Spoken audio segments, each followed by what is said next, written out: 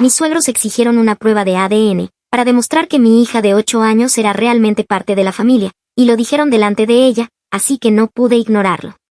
Hola a todos. Yo solía creer que los desastres navideños solo ocurrían en las películas, hasta que me casé con esta familia. Entramos en el comedor de mis suegros, mi esposo, nuestra hija Fiona y yo, y lo primero que percibí fue el olor, no a canela ni a pino, sino a una tensión tan espesa que podría haberse cortado y servido con salsa. Mi suegra estaba sentada en la cabecera de la mesa, sonriendo de esa manera rígida, casi artificial, que utiliza cuando está a punto de arruinarle la fiesta a alguien. Mi suegro permanecía a su lado, cortando el jamón como si aquel pedazo de carne lo hubiera traicionado. Agnes, la abuela de mi esposo, sonreía a Fiona con auténtica calidez, siendo la única persona en aquella casa que no trataba a mi hija como a una visitante temporal. Samuel, mi esposo, apenas tuvo tiempo de quitarse el abrigo cuando fue llamado a la cocina con un «¿puedes ayudar con los panes?», que en realidad significaba que yo no merecía apoyo en los momentos críticos. Así que quedamos solamente Fiona, yo y un grupo listo para disparar. Me senté intentando aparentar que mi espalda no estaba lo bastante rígida como para partirse, mientras Fiona se acomodaba a mi lado con las piernas balanceándose y los ojos llenos de ilusión. Tenía 8 años, todavía creía que la magia de la Navidad podía sobreponerse a la disfunción familiar, y admiré su optimismo. «Hannah, ¿trajiste el postre?» Me preocupaba que pudieras olvidarlo, canturreó Janice, mi suegra, disfrazando una acusación de incompetencia bajo un tono de falsa preocupación festiva. «Hace lo que puede», murmuró Gerald, mi suegro, lo suficientemente bajo como para fingir que no quería que yo lo oyera. Del otro lado de la mesa, Madeline, la hija de mi cuñada y de la misma edad que Fiona, giraba en su vestido brillante como si protagonizara un anuncio de princesa navideña del año, mientras Fiona la observaba en silencio sin necesitar focos, solamente amabilidad. Entonces el universo decidió mostrar su humor oscuro. Mi esposo salió brevemente del marco de la puerta de la cocina, desapareciendo de vista.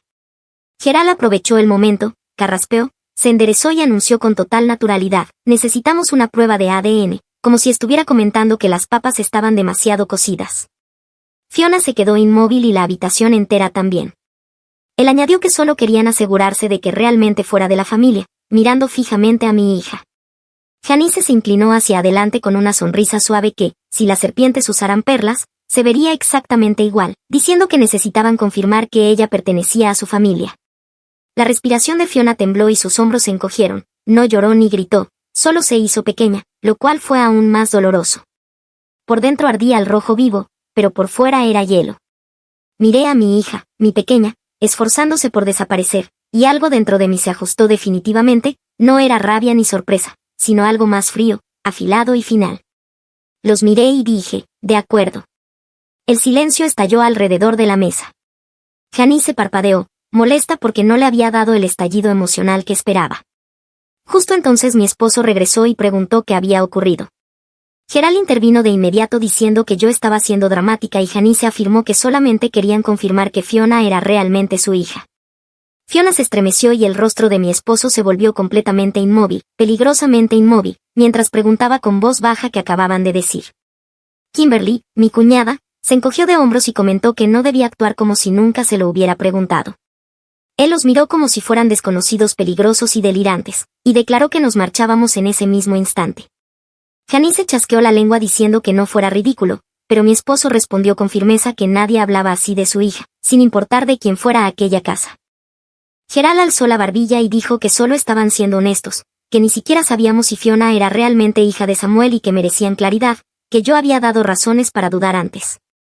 La habitación quedó completamente inmóvil.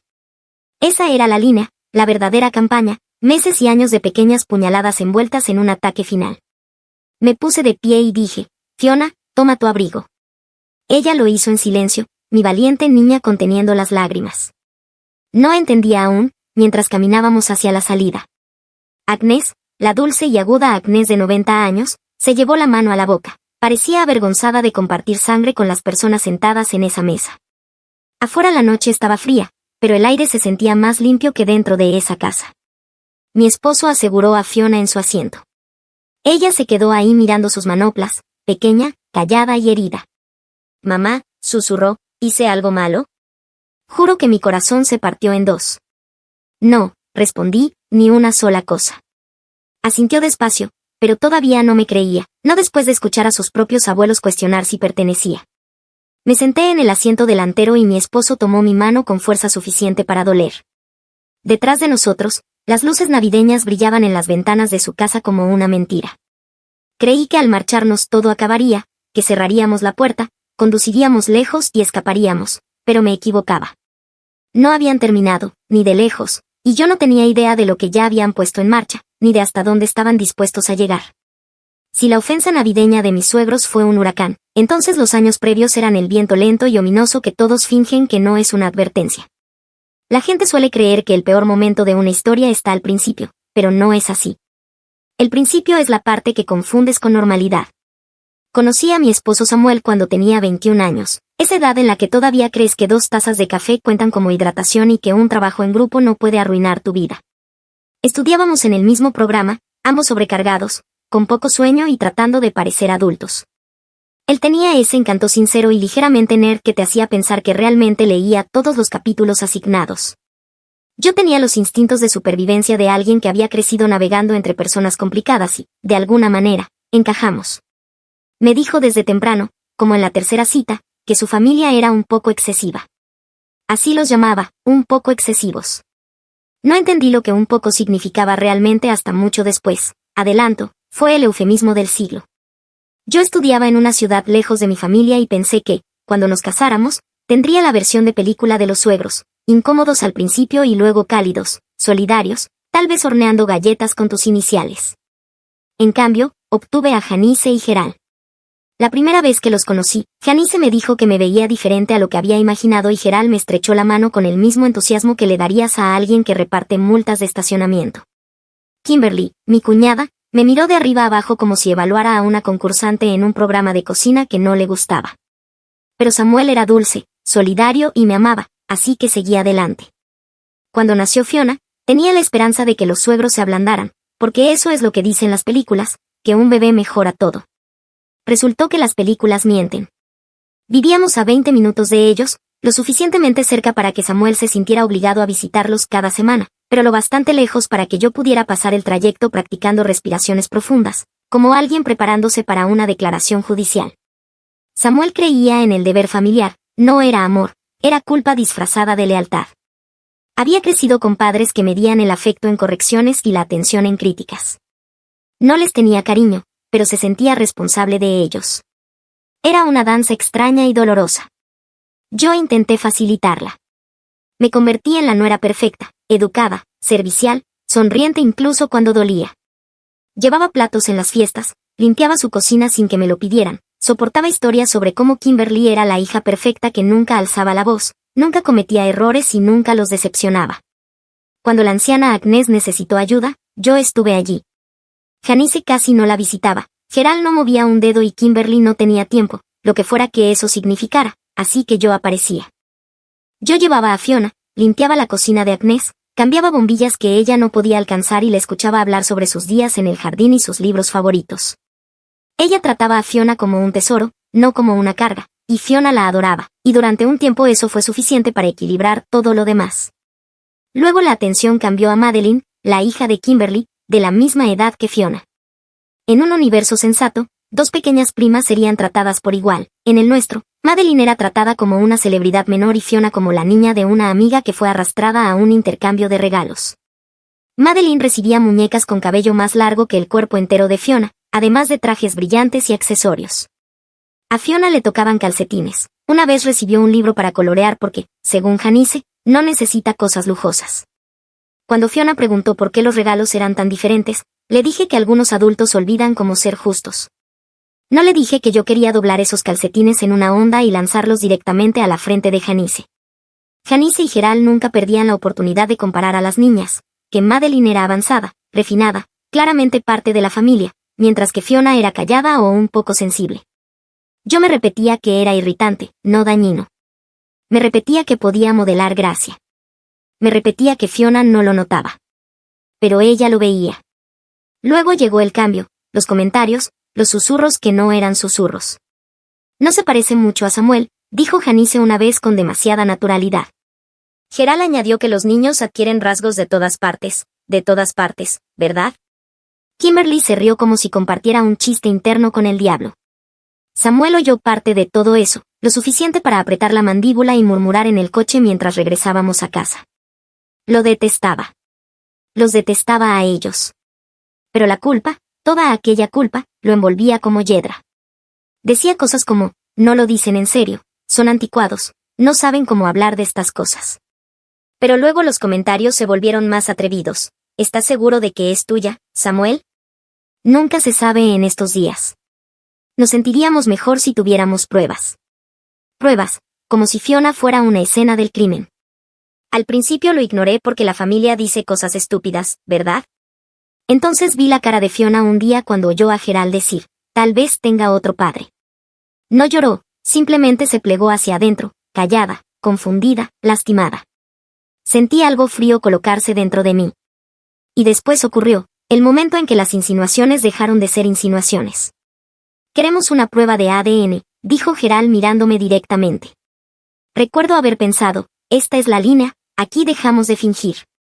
No sabía que empeoraría ni que estaba conectado a algo mucho más grande, algo con ceros al final, algo escondido en documentos legales, algo que explicaba por qué habían pasado de mezquinos a crueles. Creí que la pregunta del ADN era el clímax. No lo era. Solo era el comienzo. Si alguna vez has cerrado una puerta con tanta fuerza que sientes que selló un capítulo de tu vida, ese fuimos nosotros después de la Navidad en casa de mis suegros. Excepto que el capítulo no se selló, se estaba abriendo hacia un desastre completamente nuevo.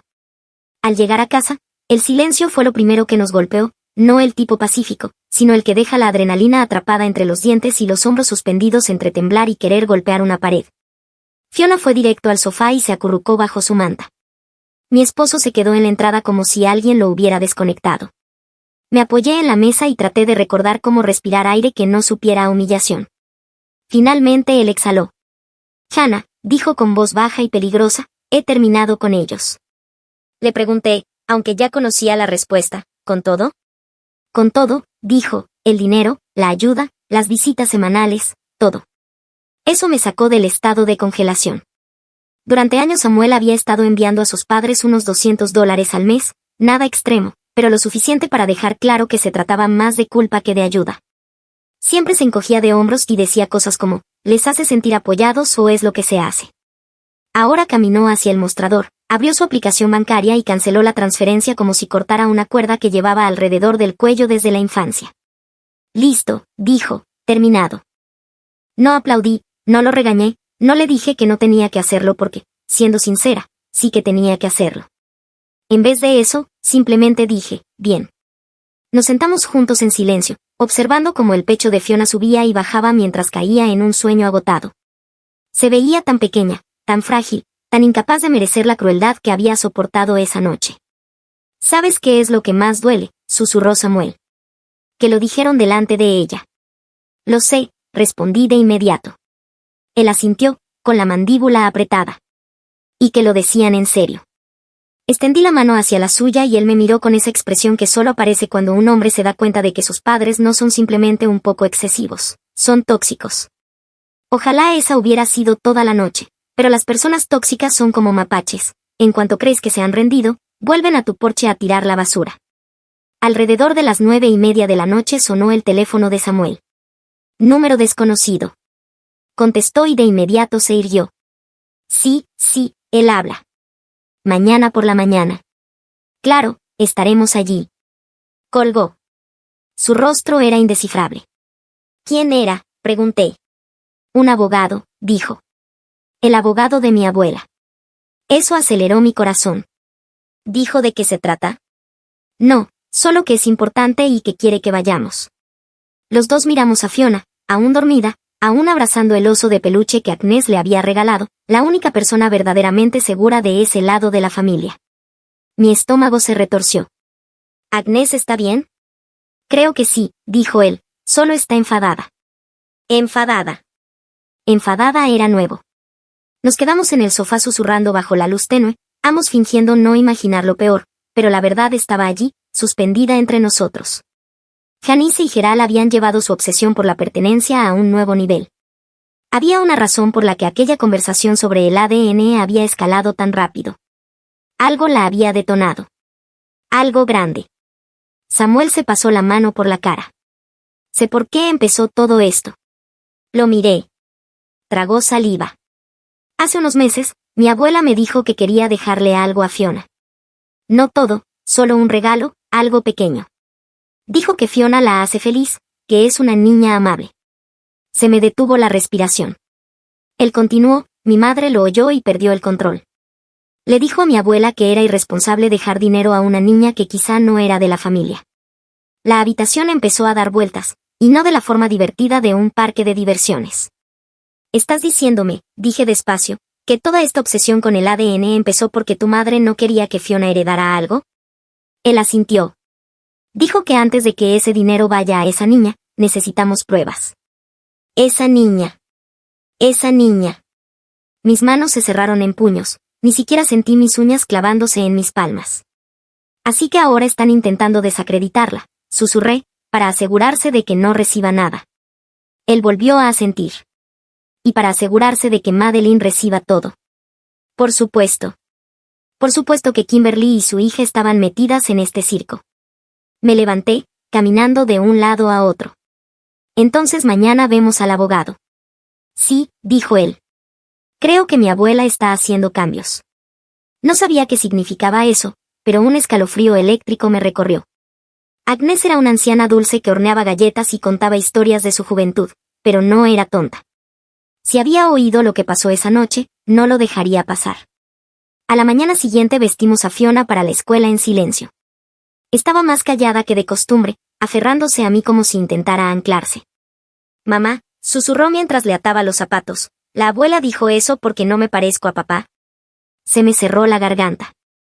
No, cariño, dije, lo dijo porque está equivocada. Asintió despacio, pero lo vi, la semilla de la duda, plantada por personas que debieron protegerla. La dejamos en el colegio y luego manejamos hacia la oficina del abogado. Mis manos estuvieron frías durante todo el trayecto.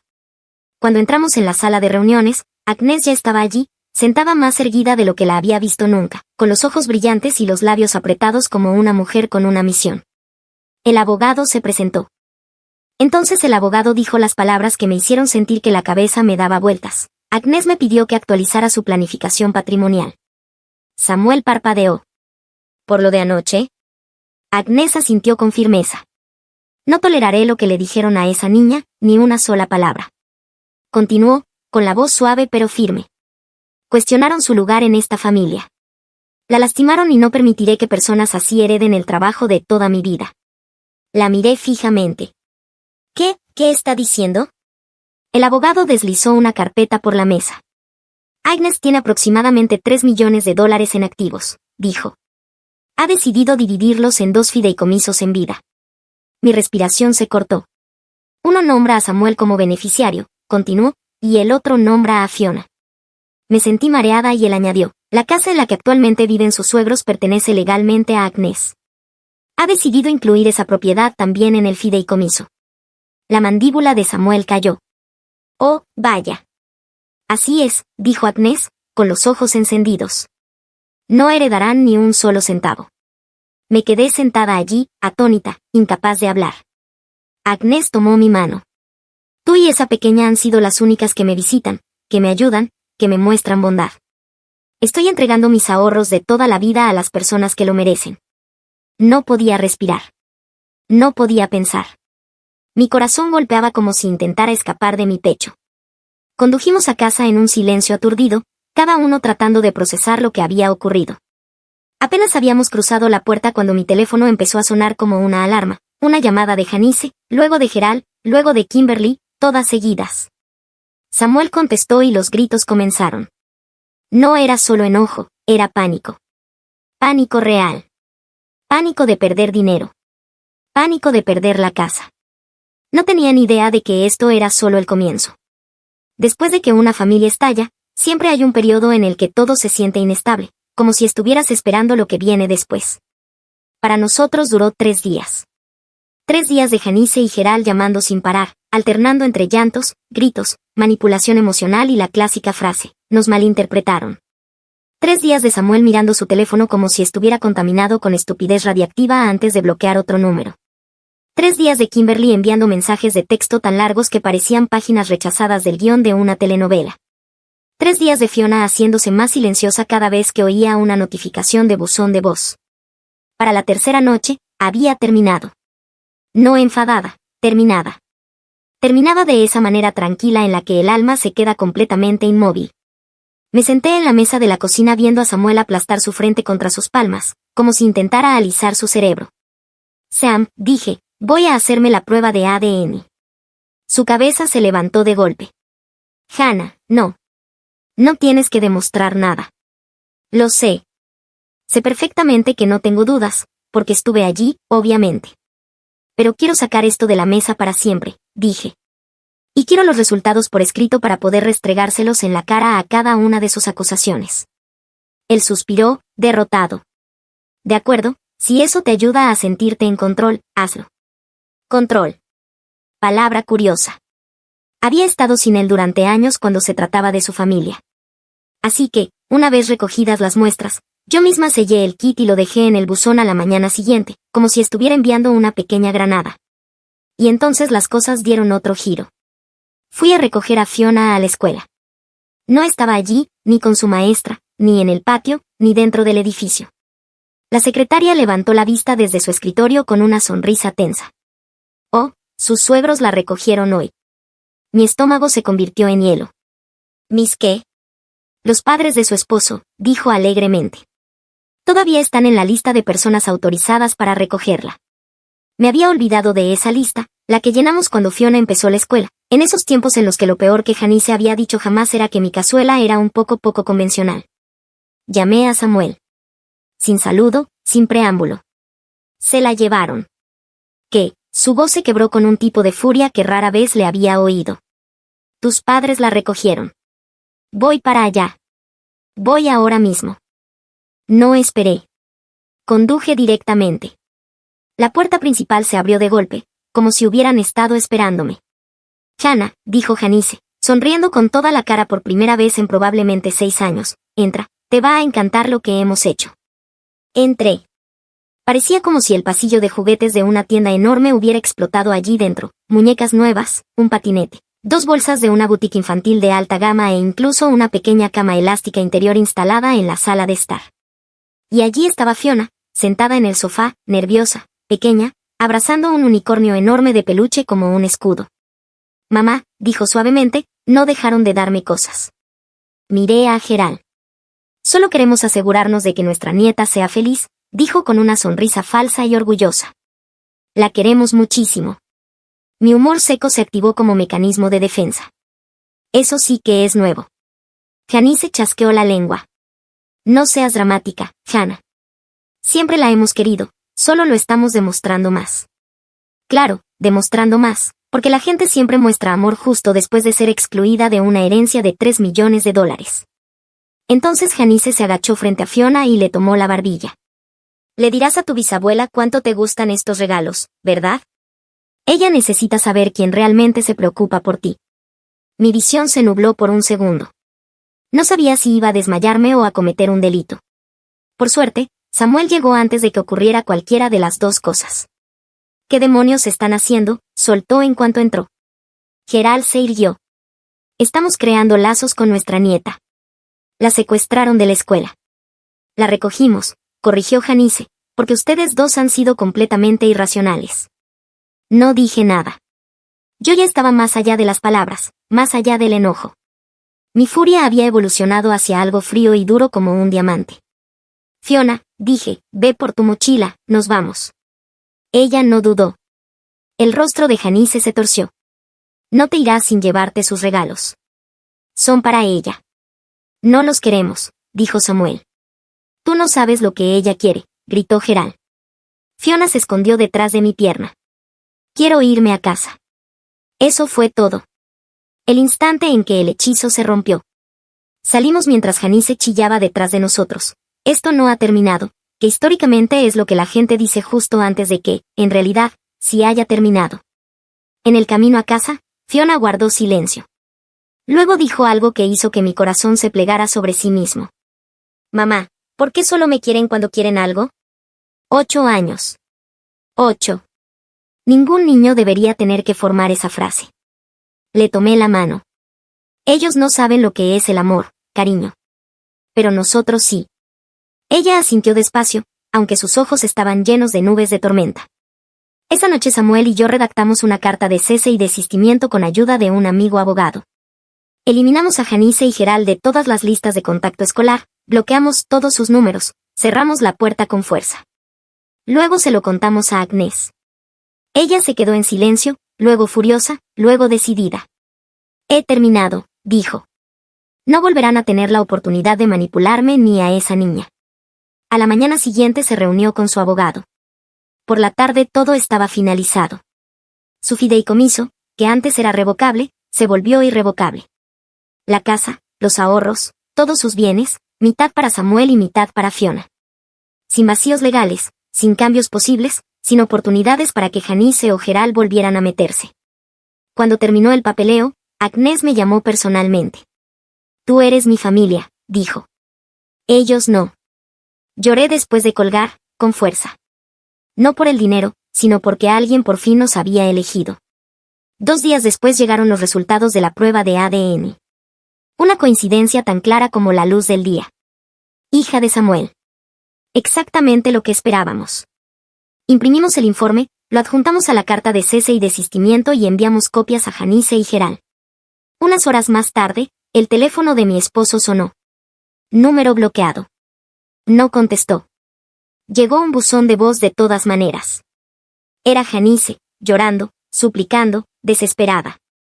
Exactamente el sonido que hace la gente cuando todo lo que intentaron destruir resulta ser indestructible. No grité. Solo escuché. Y finalmente me sentí libre. Han pasado 3 meses y las consecuencias han sido espectaculares. Janice y Gerald se mudaron de su casa la misma semana en que el fideicomiso se volvió oficial. Ver el camión de mudanzas en su entrada fue como ver un capítulo cerrarse solo. Intentaron un último mensaje cargado de culpa, pero no respondimos. Ya habíamos terminado. Fiona duerme mejor ahora, Samuel sonríe más, y Agnès está floreciendo con la paz que debió tener hace años. Gracias por escucharme. Historia 2. Fui diagnosticado con cáncer, pero descubrí que mi esposa me estaba engañando, así que cambié mi testamento en el último minuto. Hola a todos. Soy Jack, un hombre de 38 años, técnico de sistemas de calefacción, ventilación y aire acondicionado durante 16 años. Comencé como aprendiz y ahora dirijo mi propio equipo. Gané $95,000 el año pasado, un trabajo sólido y dinero honesto. Mi esposa Callie, una mujer de 36 años, es higienista dental y gana $52,000. Llevamos 11 años casados, 13 juntos, y no tenemos hijos. Nos conocimos en el año 2012 y nos casamos en el año 2014. La vida era rutinaria hasta que dejó de serlo. Mi padre murió hace 3 años a los 61 años por un ataque al corazón. Fue fumador toda su vida y nos dejó a mi hermana Victoria y a mí una herencia compuesta por una casa valorada en $290,000 y aproximadamente $380,000 en seguros y ahorros. Victoria tiene 33 años, es enfermera y madre soltera de Liam, que tiene 9 años. El padre de Liam desapareció cuando él tenía 2 años, y ella ha estado luchando desde entonces. Dividimos la herencia de nuestro padre en partes iguales. Victoria se quedó con la casa porque la necesitaba más, y yo tomé el dinero, aproximadamente $190,000 después de los gastos, y puse la mayor parte en inversiones. Callie estuvo de acuerdo en que era justo en ese momento, pero más tarde comenzó a hacer comentarios como debe ser agradable para Victoria tener una casa gratis, pequeñas pullas que se iban acumulando. El testamento de mi padre era sencillo, todo dividido por igual.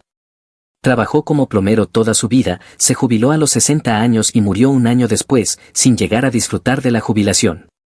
Callie parecía apoyarme al principio, pero los comentarios sobre Victoria continuaban. Preguntaba si Victoria realmente necesitaba una casa tan grande y decía que había obtenido el mejor trato.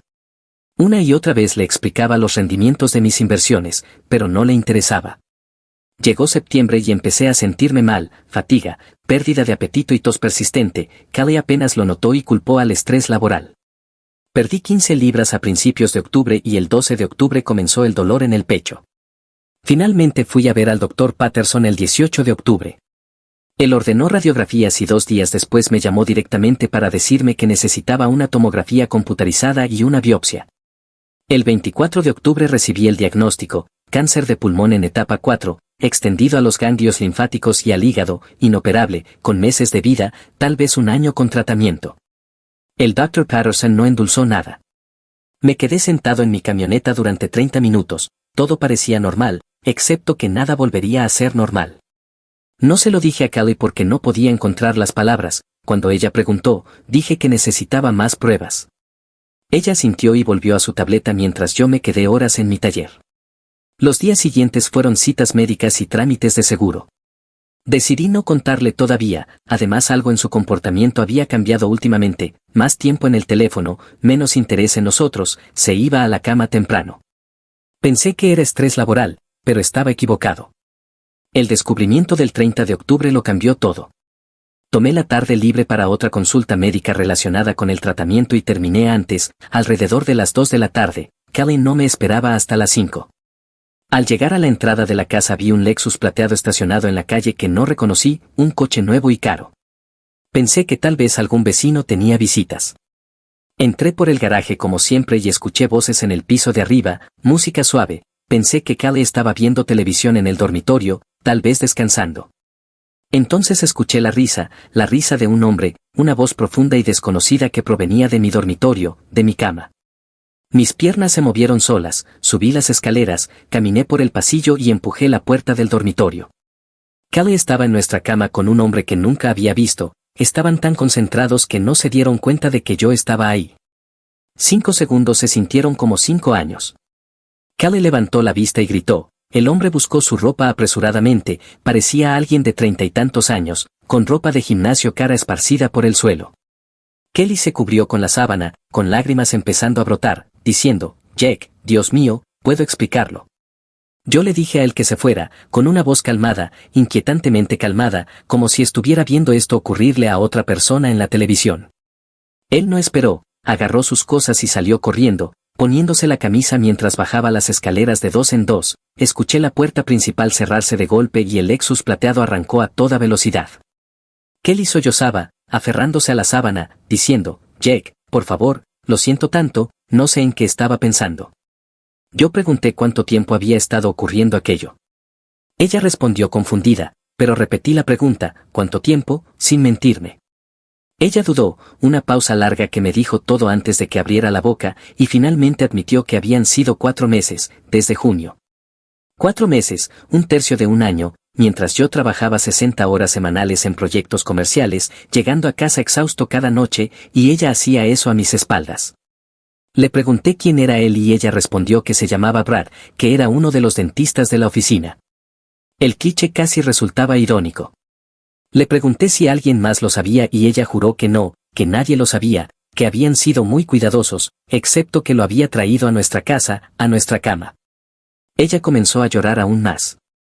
Salí de la habitación, bajé las escaleras, subí a mi camioneta y conduje sin un destino, simplemente manejé durante horas hasta que terminé en un parque cerca de donde vivía Victoria. La llamé y le dije, hola, ¿estás ocupada? Ella respondió que acababa de salir de su turno y me preguntó qué ocurría. Le pedí ir a su casa y ella dijo que sí, preguntando si todo estaba bien. Le dije que no mucho. Llegué a su apartamento 20 minutos después, Liam estaba en casa de un amigo para una cita de juegos. Victoria me miró una sola vez y supo que algo serio había ocurrido. Me preguntó qué había pasado y le conté todo, el diagnóstico, el momento en que sorprendí a Callie, absolutamente todo. Victoria simplemente me abrazó sin decir nada durante un buen rato, solo me sostuvo mientras yo me derrumbaba en su sala. Cuando finalmente logré recomponerme, preparó café y nos sentamos en su mesa de la cocina. Ella me preguntó qué iba a hacer y le respondí, ¿sobre qué parte? Ella dijo, sobre ambas partes. Lo pensé. El cáncer no era negociable, iba a luchar, recibir el tratamiento y ver qué ocurría. Claro que le requería decisiones. Le dije que no pensaba decirle nada sobre el cáncer. Victoria frunció el ceño y me recordó que Callie había estado engañándome durante 4 meses y que había llevado a ese hombre a nuestra casa, a nuestra cama, y que no merecía ahora jugar el papel de esposa solidaria solo porque yo estaba muriendo. Victoria me dijo con firmeza que aún no estaba muriendo, que estaba luchando, pero que no podría ocultar algo así para siempre. Yo respondí que podía ocultarlo el tiempo suficiente, el tratamiento no empezaría hasta dentro de una semana y le diría a la gente que necesitaba una cirugía menor, manteniéndolo vago. En cuanto a Callie, le dije, voy a divorciarme, pero no de inmediato, primero debo arreglar algunas cosas. Victoria asintió lentamente porque me conocía lo suficiente como para saber cuándo había tomado una decisión firme. Ella preguntó qué cosas, y fue entonces cuando le expliqué mi plan. El dinero de la herencia de nuestro padre estaba en cuentas de inversión únicamente bajo mi nombre, Callie no estaba en esas cuentas. Habíamos mantenido nuestras finanzas en gran parte separadas, uniéndolas solo para gastos domésticos. Ella tenía acceso a la cuenta corriente conjunta y a los ahorros conjuntos, pero la herencia era mía, mi dinero, mi decisión. El valor actual de esas inversiones era de aproximadamente $247,000, un crecimiento decente tras 3 años de alzas en el mercado. Ese dinero se suponía que iba a ir para Callie si yo moría, ya que mi testamento actual establecía que todo era para ella. Habíamos redactado testamentos básicos después de la muerte de papá, algo estándar que tenía sentido en aquel tiempo cuando éramos felices y fieles. Ese plan ya estaba terminado, completamente acabado. La mañana siguiente, el día 1 de noviembre, llamé a mi abogado Mitchell, un abogado distinto del que manejó la herencia de mi padre. Alguien con quien yo había trabajado durante años en contratos de negocios para mi equipo, un hombre directo y sin rodeos en quien confiaba plenamente. Le dije, Mitchell, necesito actualizar mi testamento hoy, si es posible.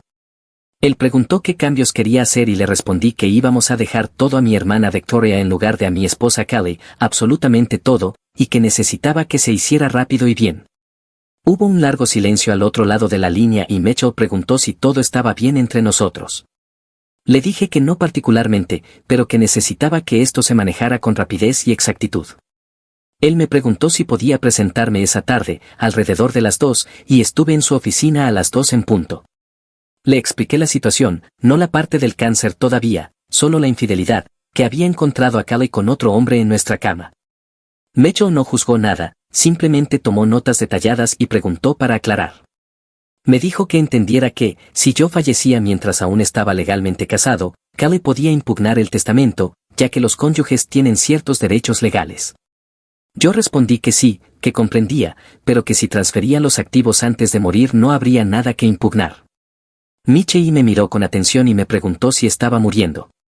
Yo respondí que todos estamos muriendo, que simplemente yo era más consciente de mi línea de tiempo que la mayoría. Él no insistió. Técnicamente, sí, si yo regalaba los activos a mi hermana antes de mi muerte, esos fondos no serían parte de mi patrimonio, aunque las donaciones grandes podían generar implicaciones fiscales. Y si yo moría dentro de los 3 años posteriores a la donación, el servicio de impuestos lo consideraría parte de mi patrimonio para fines tributarios. Le pregunté qué ocurriría si no moría dentro de esos 3 años y él respondió que entonces las donaciones serían limpias, pero que estaba hablando de desheredar esencialmente a mi esposa estando aún casado, lo cual era complicado. Pregunté si era legal y él respondió que sí, con la documentación adecuada, pero que iba a generar preguntas. Le dije que dejara que Callie preguntara, que yo tendría respuestas. Pasamos 2 horas trabajando en los detalles, cambiar mi testamento para dejar todo a Victoria y preparar el papeleo para transferir las cuentas de inversión a su nombre. La transferencia aparecería como un regalo, que de hecho lo era. Mitchell redactó una carta explicando mi razón, que Victoria necesitaba el apoyo como madre soltera, que yo quería asegurar el futuro de mi sobrino y que esta era mi decisión tomada con plena lucidez. Firmé todo el día 2 de noviembre, la firma de inversiones procesó la transferencia el día 5 de noviembre y, para el día 8 de noviembre, el dinero ya estaba en la cuenta de Victoria, $247,000, limpio y simple. Llamé a Victoria esa tarde y le dije que revisara su cuenta bancaria. Ella preguntó por qué y le pedí que simplemente la revisara. La escuché teclear en su computadora, luego hubo silencio, luego más tecleo, y finalmente su voz temblorosa diciendo, Jake, ¿qué hiciste? Le respondí que había asegurado que ella y Liam estuvieran cuidados, que esa era su herencia de papá.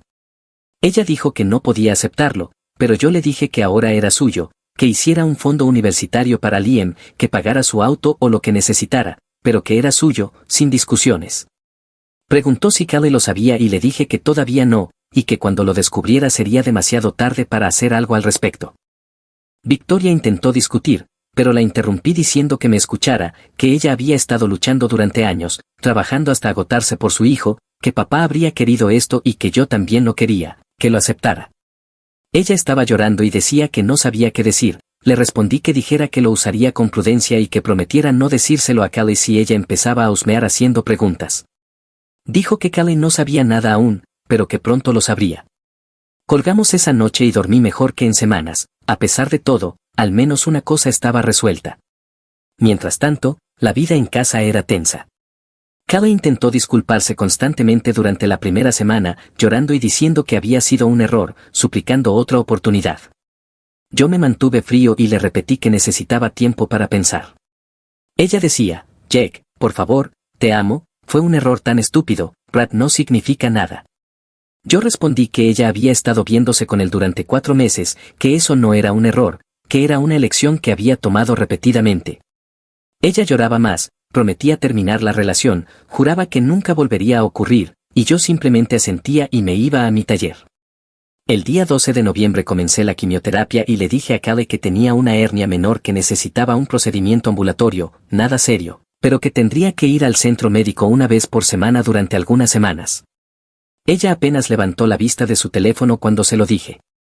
La quimioterapia fue dura, no tan mala como temía, pero definitivamente desagradable, la fatiga empeoró, las náuseas venían en oleadas y perdí más peso.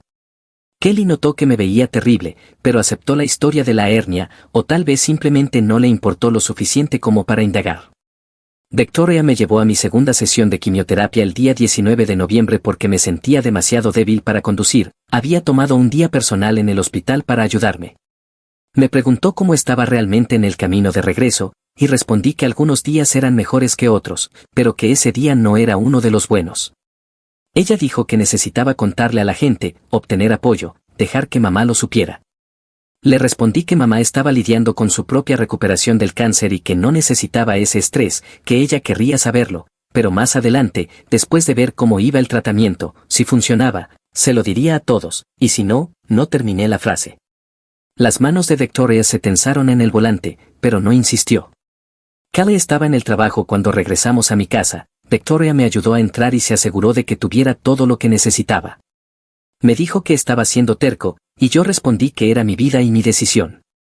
En cuanto a Callie, el plan estaba formándose lentamente, ver cómo iban los siguientes meses con el tratamiento, si respondía bien y tenía tiempo, la divorciaría adecuadamente, si las cosas empeoraban rápido. Al menos ella no obtendría el dinero de la herencia, una pequeña satisfacción, pero algo al fin.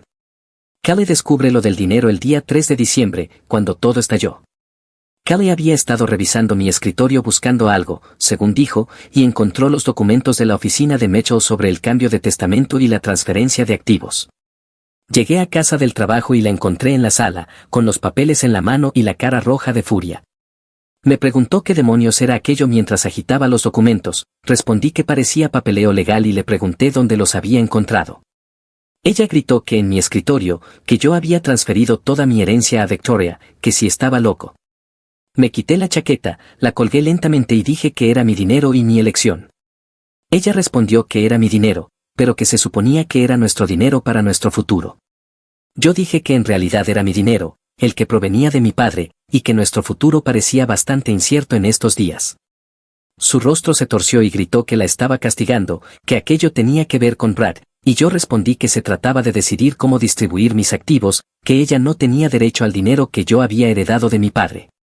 Ella gritaba que era mi esposa, y yo respondí que sí, que lo era, y que había estado durmiendo con otro hombre durante meses, que parecía que ella tenía sus propias ideas sobre nuestro futuro, ideas que no me incluían.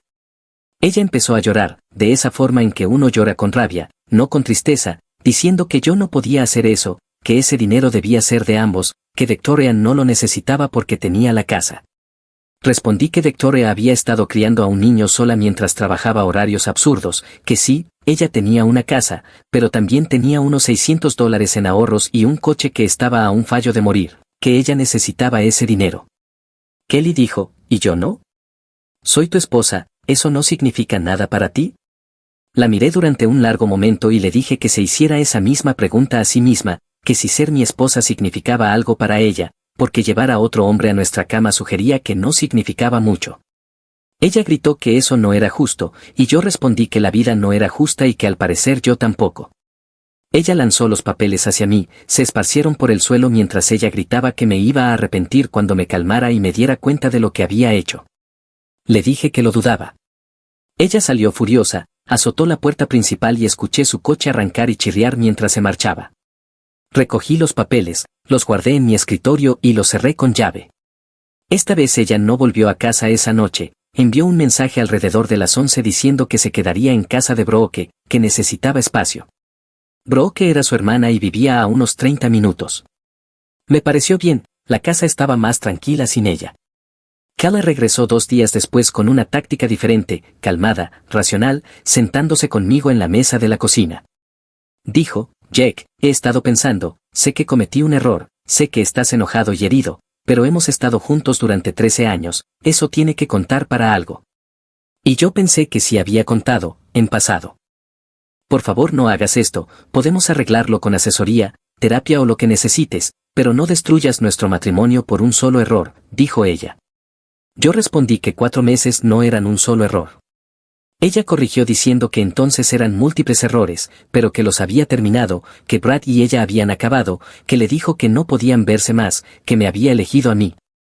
Yo respondí que ella me había elegido después de que yo la descubriera, lo cual no inspiraba mucha confianza. Ella intentó tomar mi mano sobre la mesa, pero yo la retiré, su expresión se endureció ligeramente y preguntó qué pasaba con el dinero. Respondí que qué pasaba con él. Ella dijo que esa herencia debía ser parte de nuestros bienes matrimoniales, que estábamos casados, que lo mío era suyo.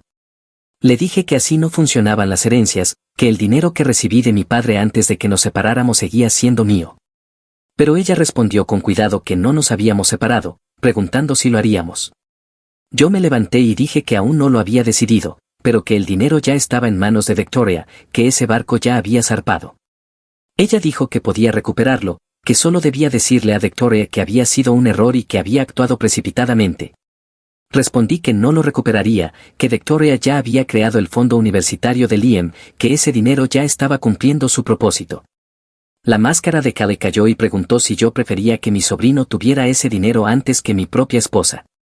Dije que mi sobrino no me había traicionado, lo cual hacía la elección bastante fácil. Ella gritó que yo era increíble, que después de todo lo que había hecho por mí. Le pregunté qué exactamente había hecho por mí, porque desde mi punto de vista ella había estado viviendo en una casa cuyo pago inicial había cubierto yo, conduciendo un coche que yo había ayudado a comprar, y durmiendo con otra persona mientras yo trabajaba sin descanso. Ella respondió que también trabajaba. Le dije que sí, que trabajaba y ganaba buen dinero, dinero que gastaba mayormente en ella misma, mientras que la mayoría de nuestros gastos conjuntos salían de mi ingreso, que eso no era una relación de pareja, que era yo financiando su estilo de vida mientras ella hacía lo que quería. Ella se levantó tan rápido que la silla cayó hacia atrás y gritó que quería un divorcio. Le dije que estaba bien, que presentara los papeles. Eso la tomó por sorpresa, esperaba que retrocediera, que entrara en pánico, que suplicara. Ella preguntó si de verdad la dejaría irse. Le respondí que ella ya se había ido hacía 4 meses, que yo solo estaba reconociendo la realidad. Ella dijo que estaba bien, que conseguiría un abogado y que iría tras todo, la casa, mi pensión, manutención conyugal, todo. Le deseé suerte. Ella tomó su bolso y se marchó, y esta vez supe que hablaba en serio sobre la amenaza del divorcio. Para ser sincero, fue un alivio. Llamé a Mitchell a la mañana siguiente y le dije que Callie amenazaba con presentar el divorcio. Él dijo que era rápido y me preguntó cómo había descubierto lo de la transferencia del dinero. Le dije que había revisado mi escritorio y que estaba furiosa. Él dijo que lo imaginaba, pero que la buena noticia era que la transferencia estaba completa y correctamente documentada, la mala noticia era que ella tenía razón en que podía reclamar otros bienes matrimoniales, como la casa si la compramos durante el matrimonio, mis cuentas de jubilación y cualquier otro ahorro o inversión, lo típico en un divorcio. Le dije que la casa estaba a nombre de ambos y que la compramos en el año 2015, que mi cuenta de jubilación tenía unos $85,000 y que los ahorros conjuntos eran unos $23,000. Él dijo que probablemente ella obtendría la mitad de la equidad de la casa y la mitad de la cuenta de jubilación y que los ahorros conjuntos ya eran mitad suyos, pero que el dinero de la herencia que había ido a Victoria era intocable ahora. Yo respondí que eso era lo que imaginaba. Michelle preguntó si yo estaba enfermo terminal. Dudé, y él explicó que un hombre sano en sus 30 años no solía transferir toda su herencia lejos de su esposa a menos que estuviera planeando algo, y que, combinado con el cambio del testamento, solo intentaba comprender el panorama completo. Yo respondí que digamos que estaba planificando con anticipación. Mitchell suspiró y dijo que podía referirme a un buen abogado de divorcio si lo necesitaba. Le dije que no aún, que quería ver si ella realmente presentaba la demanda o si era solo hablar, y que lo mantendría informado. El día 10 de diciembre Callie sí presentó la demanda y me entregaron los papeles en el trabajo, lo cual fue humillante. Mi equipo intentó no mirar mientras el notificador me entregaba el sobre.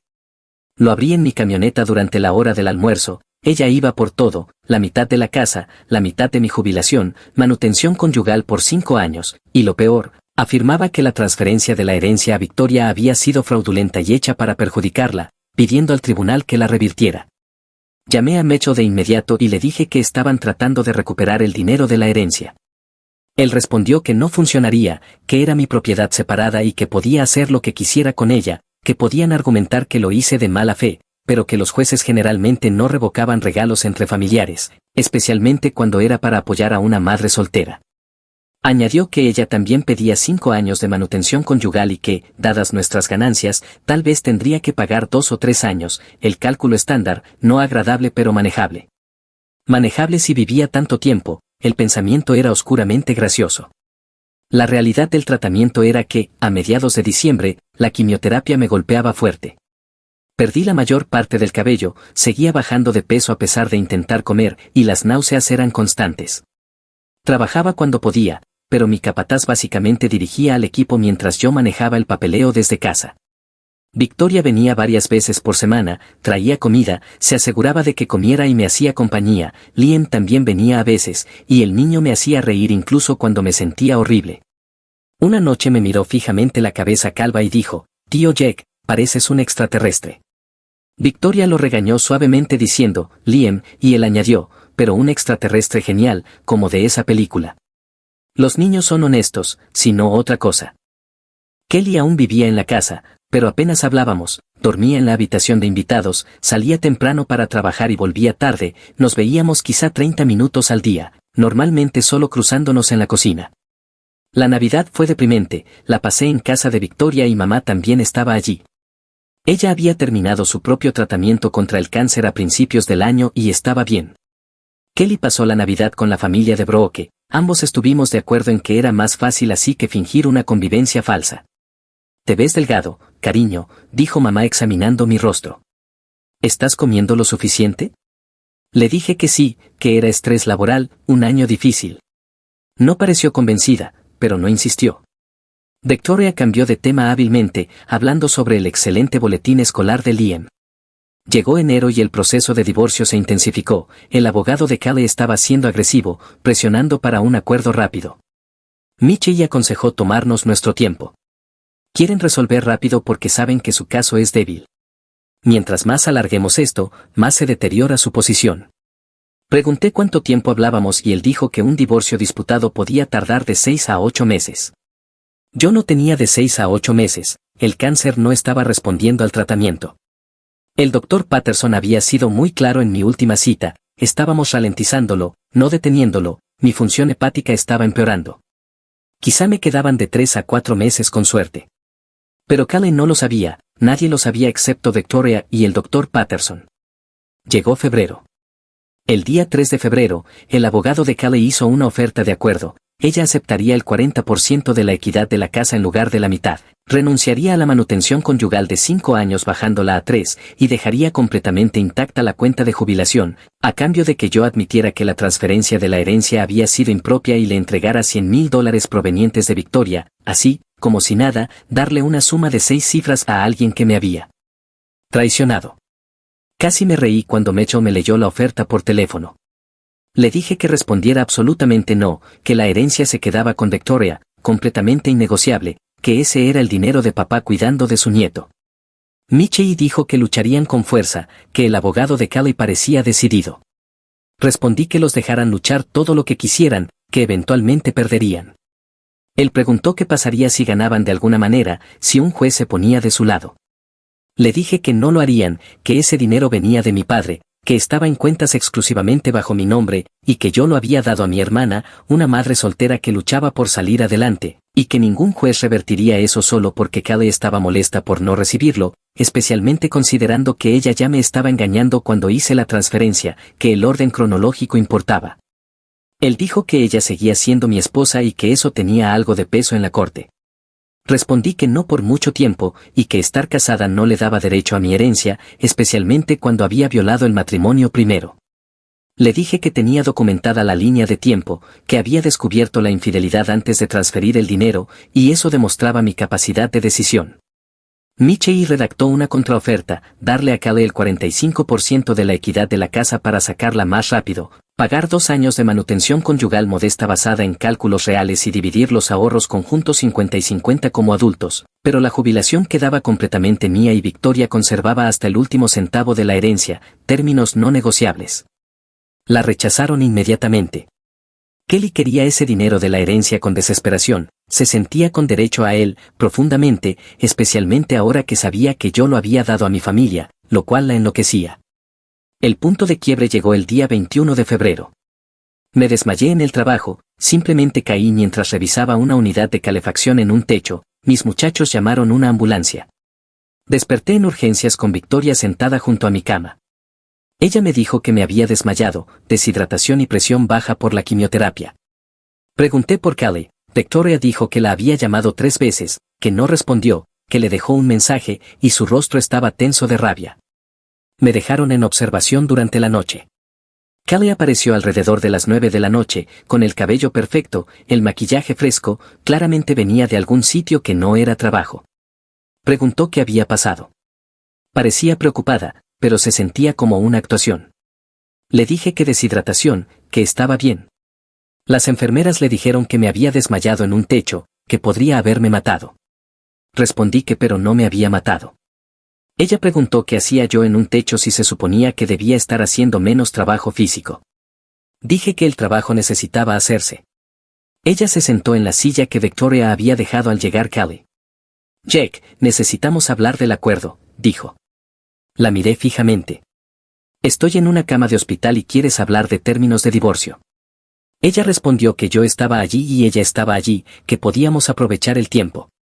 Le dije que no, que fuera razonable, que esto había durado demasiado, que solo resolviéramos, dividiéramos las cosas justamente y siguiéramos con nuestras vidas. Le respondí que se refería a seguir con su vida. Pregunté cuál era el nombre del nuevo. Su rostro se sonrojó, dijo que no sabía de qué estaba hablando. Le respondí que olía a colonia, no la marca de Brad, algo diferente, que o estaba engañándome con Brad otra vez o había alguien nuevo, que fuera como fuera, no me importaba, pero que no entrara allí fingiendo preocuparse por mí cuando evidentemente estaba ocupada con otra persona. Ella dijo que estaba siendo paranoico, respondí que estaba siendo honesto y le pedí que se fuera. Kelly salió sin mirar atrás, no volvió, no llamó para saber cómo estaba. Cuando me dieron el alta la mañana siguiente, Victoria me recogió. Ella dijo que no podía creerla, que yo estaba en el hospital y que Kelly quería hablar de dinero, que eso era lo único que le importaba. Yo dije que quizá debía devolver el dinero, la herencia, si eso hacía todo más fácil. No lo hagas, dijo Victoria, ese es el dinero de papá cuidando de su nieto. Eso es exactamente lo que él querría. Pero dije, no hay discusiones. Prométeme que no lo devolverás, sin importar lo que digan Kelly o su abogado. La mandíbula de Victoria se tensó y dijo, lo prometo. Me quedé en casa de Victoria durante 4 días, ella pidió una licencia de emergencia en el hospital para cuidarme. Liam fue una buena distracción, me mantenía entretenido con historias sobre la escuela y sus amigos. Cuando me sentí lo suficientemente fuerte, regresé a casa. Kelly estaba allí, empacando cajas en el dormitorio. Le pregunté qué estaba haciendo, ella se sobresaltó, no me había escuchado entrar. Jake, ¿has vuelto? Le respondí, esta es mi casa, ¿dónde más estaría? Ella dijo que se estaba mudando, que había encontrado un apartamento y que estaría fuera a finales de la semana. Dije que bien. Ella dejó de empacar y me miró fijamente. Mírame, dijo, ¿estás enfermo, verdad? ¿Enfermo de verdad? ¿Qué te hace pensar eso?, pregunté. Ella respondió, estás en los huesos, estás calvo, estás débil. Esto no es una cirugía de hernia ni estrés laboral, ¿qué está pasando? Dije, nada que te concierna ya. Su rostro pasó por varias emociones: comprensión, shock, culpa. Dios mío, tienes cáncer. No lo confirmé ni lo negué. ¿Cuánto tiempo lo has sabido?, preguntó. Yo respondí: ¿importa? Ella dijo: Jake, soy tu esposa. Yo le respondí: eres mi futura exesposa que llevó a otro hombre a nuestra cama. Perdiste el derecho a preocuparte por mi salud. Ella preguntó: ¿cuándo lo supiste? ¿En octubre? Hizo los cálculos. ¿Antes o después de que me atrapaste con Brad? Respondí: ¿importa? Ella dijo que sí, que importaba si yo lo sabía antes, que eso lo cambiaba todo. Respondí que no cambiaba nada, que ella me había engañado independientemente de mi estado de salud. Ella lloraba ahora, lágrimas reales esta vez. Oh, Dios, Jake, ¿qué he hecho? Respondí: exactamente lo que querías hacer. El cáncer no te hizo engañarme, Kelly. Eso lo hiciste tú sola. Ella preguntó cuán grave era y respondí: etapa 4, inoperable. Ella dejó caer su peso sobre la cama y preguntó cuánto tiempo. Respondí que unos pocos meses, que dependía del tratamiento. Jake, lo siento muchísimo, lo siento tanto. Le pregunté si lamentaba haberme engañado o lamentaba que estuviera muriendo. Ella se estremeció y dijo que ambas cosas, todo. Lo arruiné todo. Respondí: sí, lo hiciste. Ella dijo: podemos arreglarlo, cancela el divorcio, te cuidaré, podemos superar esto juntos. Me reí, de verdad me reí. Ella dijo que no estaba bromeando, que me amaba, que había cometido errores, pero que aún me amaba y que me ayudaría a luchar, que yo también la amaba, ¿verdad? Que por eso había estado con Brad, o con el nuevo, el de la colonia diferente que llevaba en el hospital. Ella negó y dijo que no había ningún hombre nuevo. Le dije que dejara de mentir, que ambos sabíamos que ella no me amaba, que amaba la idea de ser la viuda afligida recibiendo simpatía y probablemente heredando lo que quedara de mis bienes. Le dije que no iba a obtener esa satisfacción, que ella no recibiría mi dinero de la herencia porque ya se lo había dado a alguien que realmente lo merecía. Ella se secó las lágrimas y la ira reemplazó la culpa. Se lo diste solo para perjudicarme. Respondí que se lo di porque Victoria lo necesitaba más que ella, pero que sí, saber que Kelly no lo recibiría era definitivamente un bono extra. Ella dijo que yo era cruel. Respondí que estaba muriendo, que la crueldad ya no importaba. Ella tomó una caja y se fue furiosa. 3 días después estaba completamente fuera, llevándose aproximadamente la mitad de los muebles. Sinceramente, podía llevárselos todos, ya no los necesitaba. Los últimos meses. Marzo trajo clima más cálido y síntomas más intensos. Suspendí el tratamiento el día 15 de marzo, el doctor Patterson no estaba contento, pero yo había terminado. La quimioterapia me estaba haciendo miserable y apenas ralentizaba las cosas, quería que el tiempo que me quedaba fuera a mis propios términos. El doctor Patterson dijo que, si detenía el tratamiento, me quedaban quizá de 6 a 8 semanas. Yo respondí que entonces tenía de 6 a 8 semanas para hacer las cosas a mi manera. Me mudé definitivamente con Victoria a mediados de marzo, ya no podía cuidarme solo y me negaba a dejar que Kelly volviera a interpretar el papel de enfermera después de todo lo ocurrido. Victoria preparó la habitación de invitados para mí, Liam dibujó imágenes para las paredes.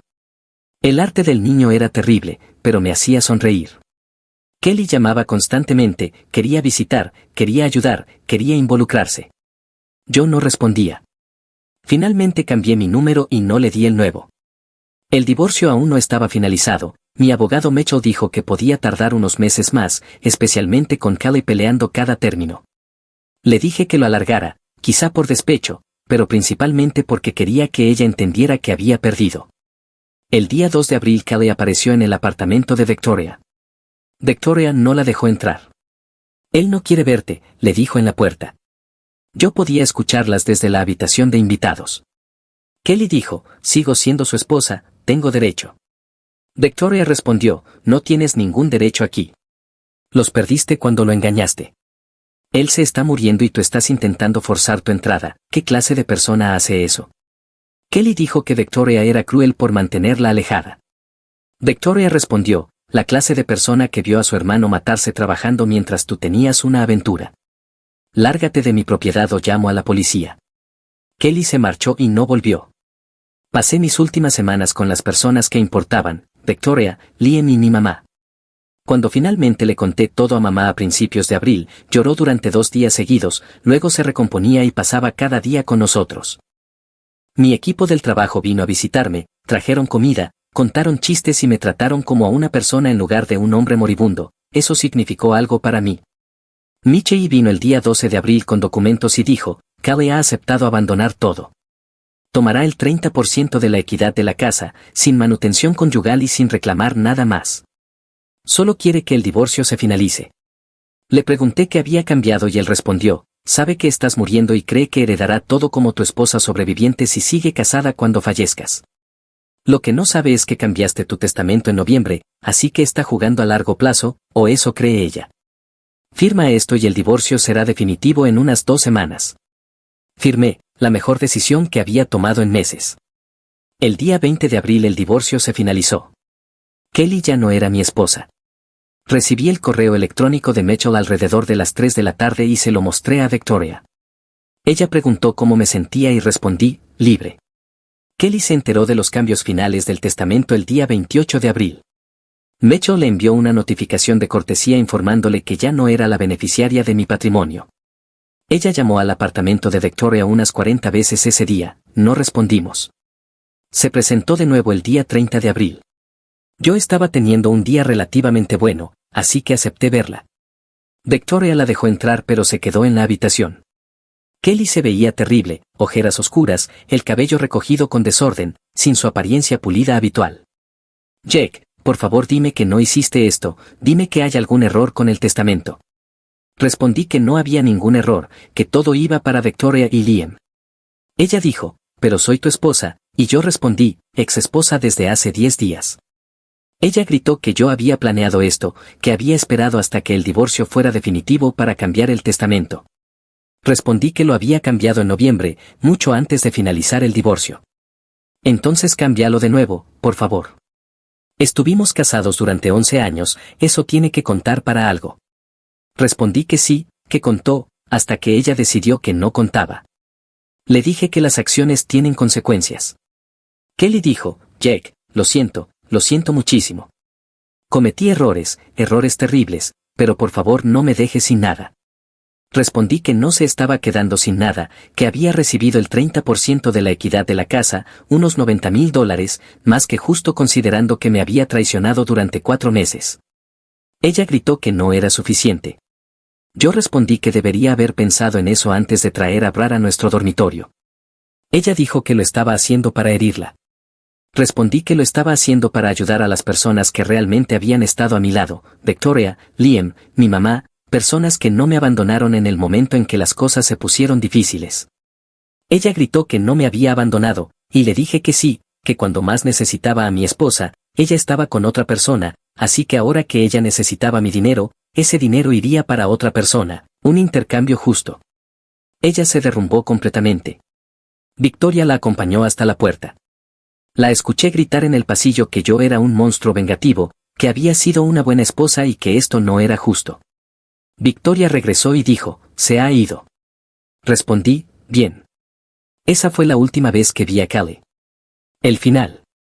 El día 8 de mayo escribo esto desde la habitación de invitados de Victoria.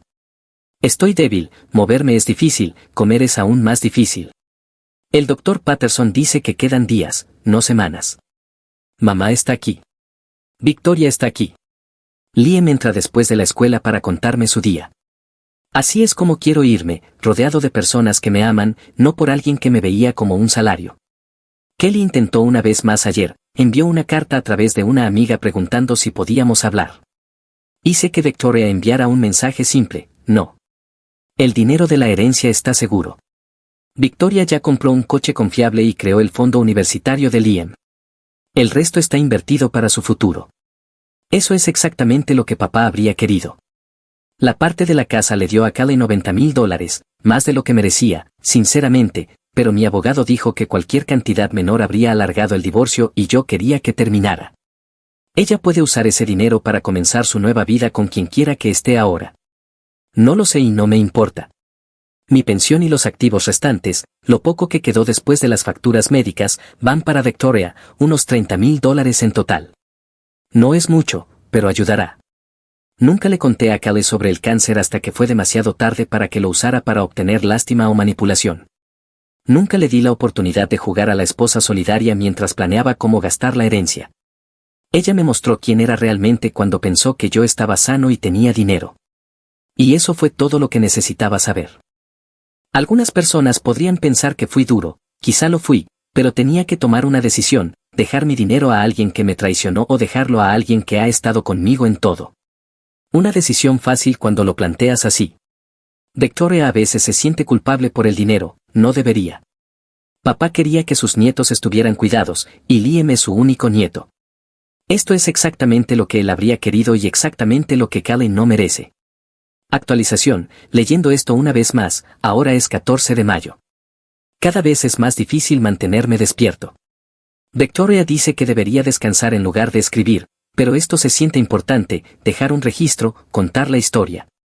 Callie ha llamado al teléfono de la casa 2 veces hoy, Victoria contesta y le dice que no quiero hablar. Puedo escuchar a Callie llorando a través del teléfono. Una parte de mí se siente mal, una parte pequeña, el resto de mí recuerda caminar hacia mi dormitorio y verla con Brad. La gente sigue preguntando si me arrepiento de haber sido tan duro con ella. La respuesta es no. Ella tuvo 4 meses para sincerarse, para contarme sobre la aventura, para elegir nuestro matrimonio. No lo hizo. La atraparon. Gran diferencia. El dinero para Victoria no es para castigar a Callie, es para recompensar la lealtad. Victoria me cuidó cuando nadie más lo hizo. Ella merece todo lo que pueda darle. Liam me dibujó otra imagen hoy, es una nave espacial. Dice que puedo llevarla conmigo cuando me vaya en mi aventura. El niño todavía no entiende realmente la muerte, probablemente es mejor así. Mamá me ha estado leyendo cuando estoy demasiado cansado para leer por mí mismo. Ahora estamos leyendo El Hobbit. Han pasado años desde la última vez que lo leí. Sigue siendo bueno. Una historia sencilla sobre alguien que sale a una aventura, encuentra valor y vuelve a casa. De alguna manera apropiado. Mitchell llamó ayer para confirmar que todo está cerrado legalmente, que Victoria está designada como albacea y única beneficiaria, y que Callie no tiene derecho a nada. Me preguntó si quería dejarle una carta a Callie o algo personal. Le dije que no, que ya había dicho todo lo que necesitaba decir. La enfermera de cuidados paliativos viene 2 veces al día ahora. Es amable, no hace demasiadas preguntas, solo se asegura de que esté cómodo, ajusta los medicamentos, revisa los signos vitales.